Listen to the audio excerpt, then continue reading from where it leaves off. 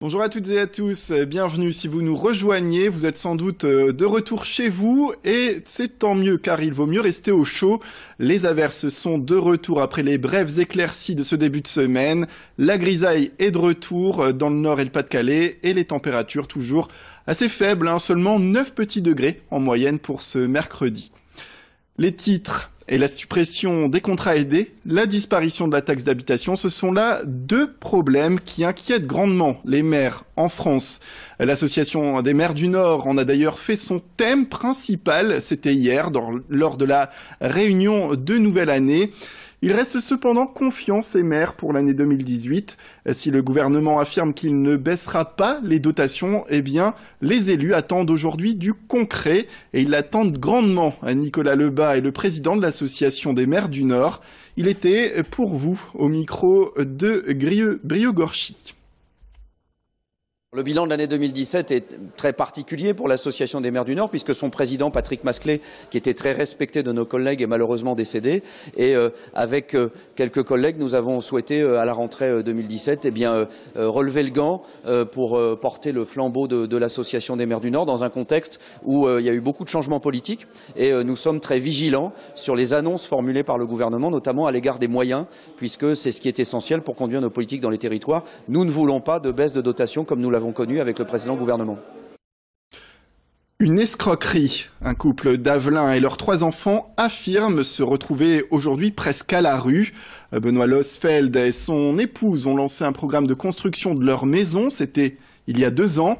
Et la descente aux enfers est alors arrivée. Le promoteur a été placé en liquidation judiciaire. Le repreneur a demandé davantage de fonds pour poursuivre le chantier.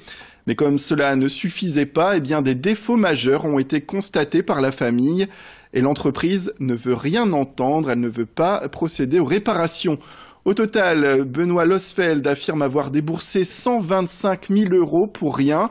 Il ne peut plus payer à la fois le loyer et le prêt de sa maison. Pour sortir la tête de l'eau, la famille a lancé un appel à la solidarité sur Facebook. La page s'appelle « Soutien à la famille d'Avelin ». Je propose d'écouter tout de suite plus en détail ce témoignage. On avait le projet avec ma conjointe de faire construire une maison. On est une famille recomposée avec 3 enfants. Ça symbolisait vraiment un nouveau départ pour nous et on était très heureux à cette idée-là.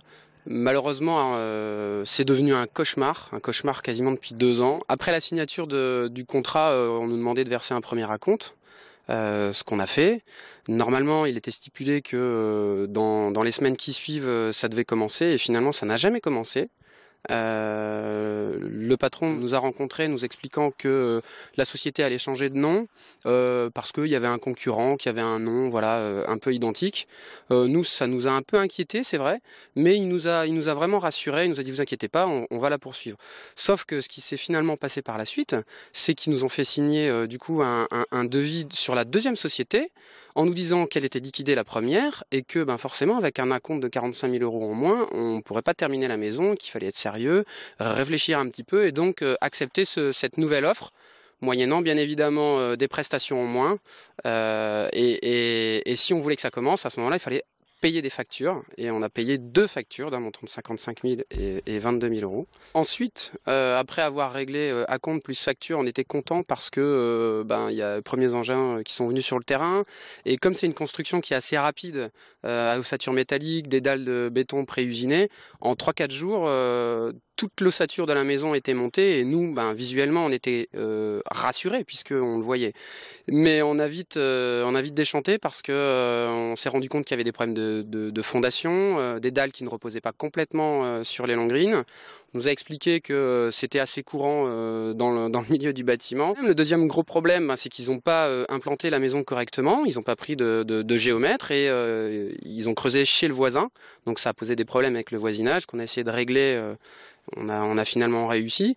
Ils n'ont pas voulu reprendre l'ensemble de la maison et la réimplanter correctement parce qu'ils nous ont dit c'est soit ça, soit on arrête. Donc on a décidé de continuer, d'accepter comme ça.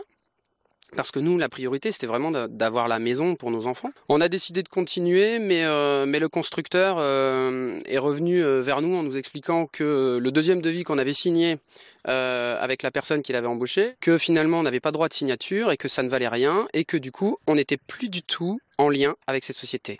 Mais que malgré tout, monsieur avait du cœur et était prêt à nous aider pour poursuivre la maison à prix coûtant. Il nous a fait une nouvelle offre qui dépassait bien plus le montant initial et que du coup on a refusé. Et là aujourd'hui, il n'y a plus rien qui se fait.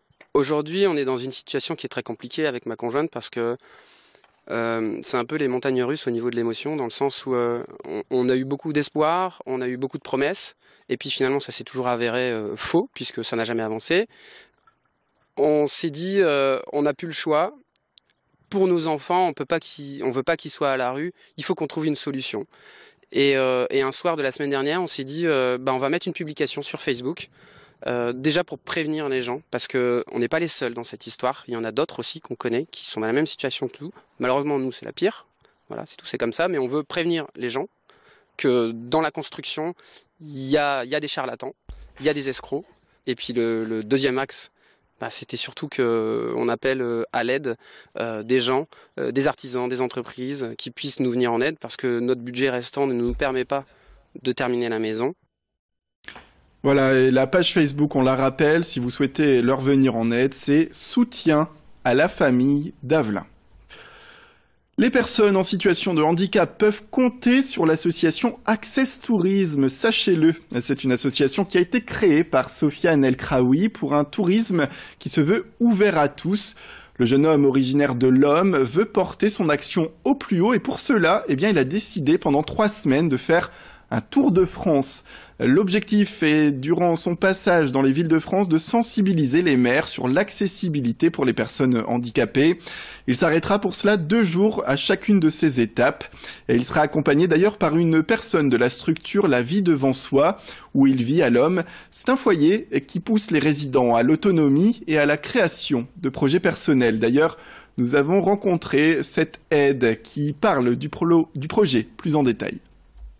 Le projet du foyer est d'accompagner le projet de vie de chacune des personnes qui choisissent d'entrer dans l'établissement.